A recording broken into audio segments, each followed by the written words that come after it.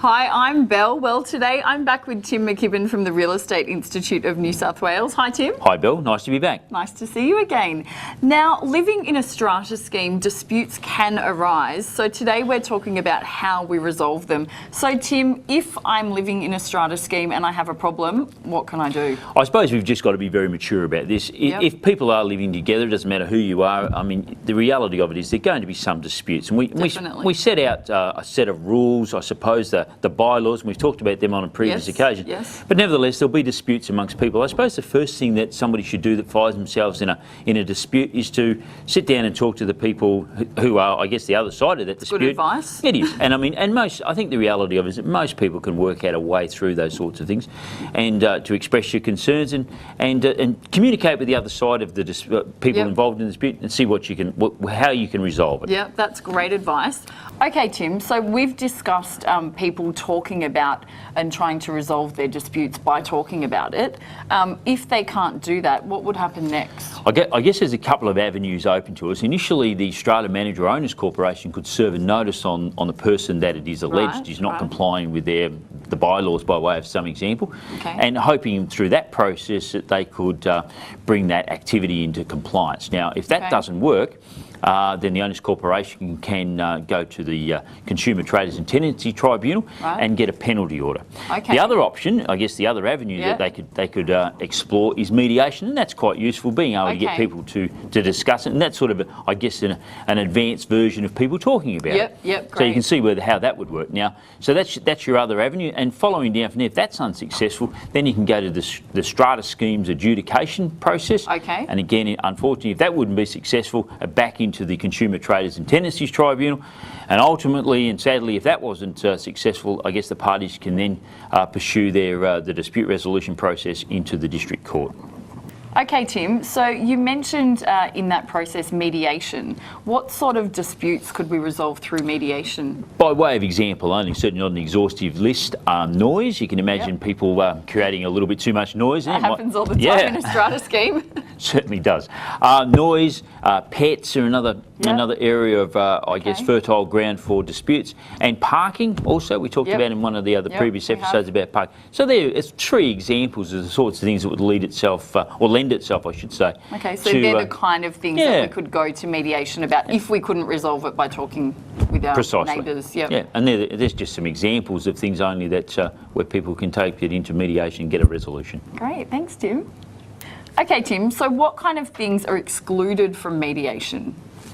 The sorts of things Bella excluded from mediation: appointment of a compulsory strata managing agent, allocation of unit entitlements, compensation and penalty notices. Okay, and for someone that has never been to mediation before, can you explain exactly what mediation is and what they could possibly expect if they were to be in that situation? Maybe best way to describe is to look at the differences between that and, say, into a judicial environment or where somebody's going to make a decision.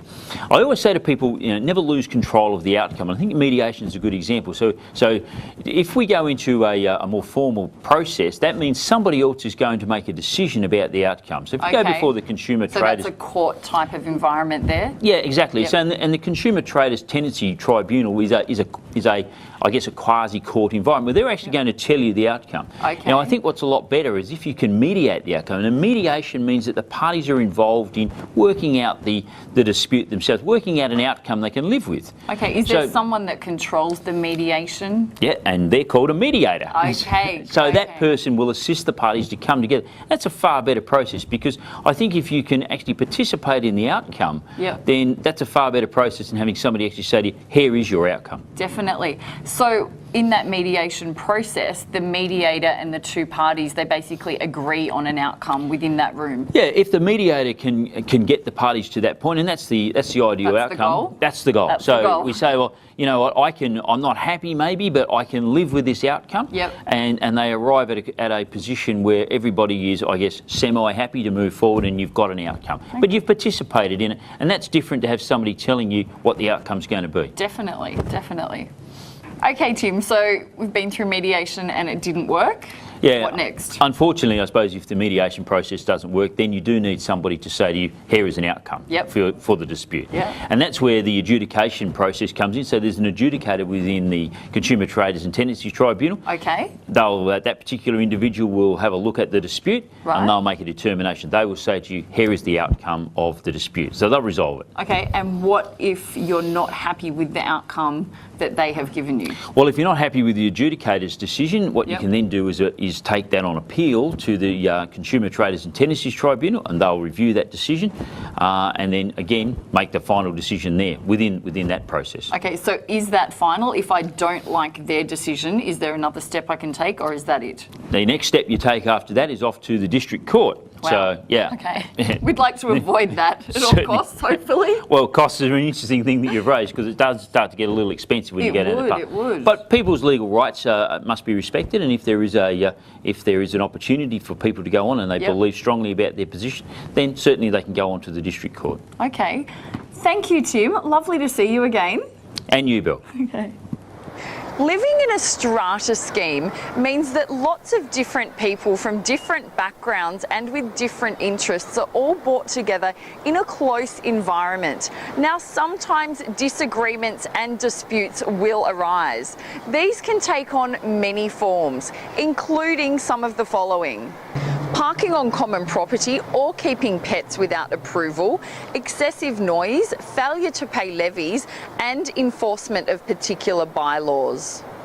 Whatever the reason for the dispute, if the harmony within the strata scheme is negatively impacted, then a solution and a resolution need to be found.